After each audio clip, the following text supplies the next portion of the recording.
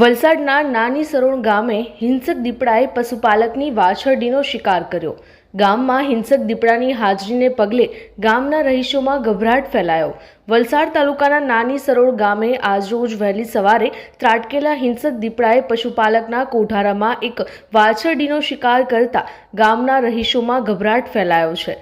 ઘટના બાબતની જાણ વલસાડ વન વિભાગને કરાતા વન વિભાગે હિંસક દીપડાને કબજે કરવા પાંજરું ગોઠવવાની તજવીજ હાથ ધરી છે। ત્યારે વલસાડ પંથકના વિવિધ ગામોમાં હિંસક દીપડાની હાજરી અને દીપડા દ્વારા અબોલ પશુઓનો શિકાર કરવાની વધુ એક ઘટના પ્રકાશમાં આવી છે।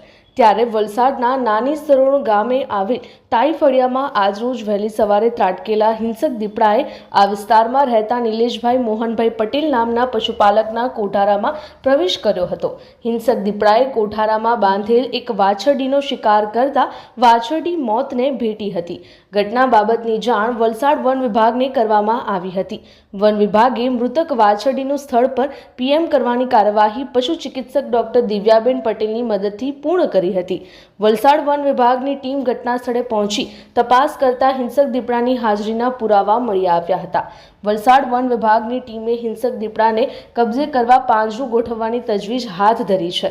નાની સરોણ ગામમાં હિંસક દીપડાની હાજરીને પગલે ગામના પશુપાલકો સહિત ગામના રહીશોમાં ભારે ફફડાટ ફેલાયો છે। ત્યારે આ જ વિસ્તારમાં 2 દિવસ પહેલા દીપડાએ સાયકલ પર જઈ રહેલા વ્યક્તિ ઉપર હુમલો કર્યો હતો, જેમાં બાઇક ચાલક દ્વારા સાયકલ ચાલક વ્યક્તિને બચાવી લેવામાં આવ્યો હતો। વન વિભાગની ટીમે દીપડાને પકડવા માટે પાંજરું ગોઠવવાની તજવીજ હાથ ધરી છે। અમારી લાઈવ ન્યૂઝ 24 ચેનલને સબસ્ક્રાઇબ કરો,